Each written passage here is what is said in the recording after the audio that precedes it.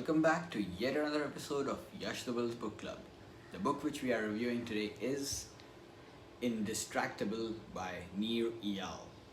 In this book, the author outlines his strategy for gaining traction in our lives and in doing things which we say we want to do.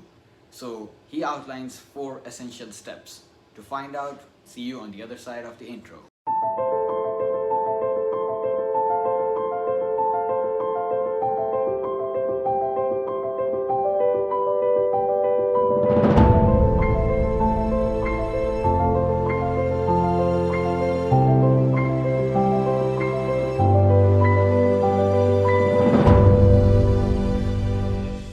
So the first thing is master your own internal triggers. Most of the times we think our source of distraction is external, but first he focuses on internal triggers. So what does he say?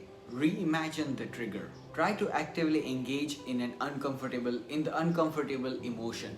So don't run away from the emotion, but face it.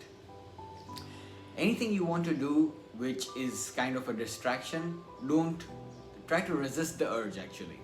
So if you want to go and check the Facebook feed, give yourself, okay fine, I'll indulge in this, but just give yourself 10 minutes. Say that I'll do this, but after 10 minutes. Once you give yourself that 10 minutes, that urge goes away. Most of the urges do not last for more than 10 minutes. Then try to reimagine the task. So try to make the task more playful, more joyful. Get intensely curious about the things you are trying to do, and also reimagine your own temperament. Make sure your internal dialogue is in support with you. Studies have demonstrated that only those who believe that they have finite amount of willpower actually end up exhausting it because they feel it's finite. But in reality, if you also believe that this willpower is infinite, then you will actually feel it is infinite and will be able to do more. There was a study which was done on airline crew who were smokers and compared 2 sort of flights, a long haul flight and a short haul flight. What did they find? Is that in both the groups, the urge of smoking cigarette was at its peak just 1 hour before landing. So clearly it showed that the urge does not or has got nothing to do with time. Like if I have not smoked for 1 hour, doesn't matter. 2 hours, doesn't matter. But the minute you know that you're going to land in an hour's time, the urge starts to peak up. So it's all in the mind. It's not about the urge actually occurring within a finite time. The second thing he mentions is about make time for traction. Decide what's important to you and make time for those important things in your life. Then the third thing is on hacking back the external triggers. So now is the time to talk about the mobile phones and the emails and the computers. Set up a sign that communicates to others that you are actively engaged in something important and that you do not want to be disturbed.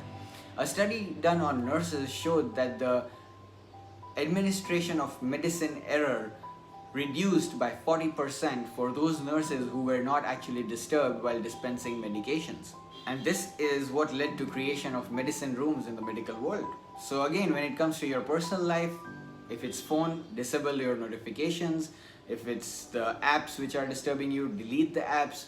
My personal example, I left Facebook 1st July 2019.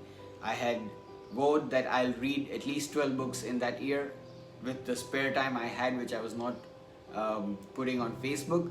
And guess what? I ended up reading 18 books.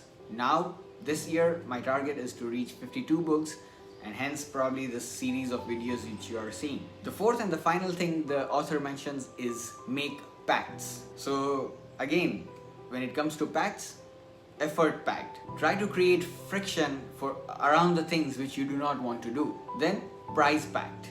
Commit to paying a fine when you do not do that thing. So in this case, the author himself, he committed that if I don't visit gym every day, I will pay for each day I don't go, I'll pay $100 to my friend.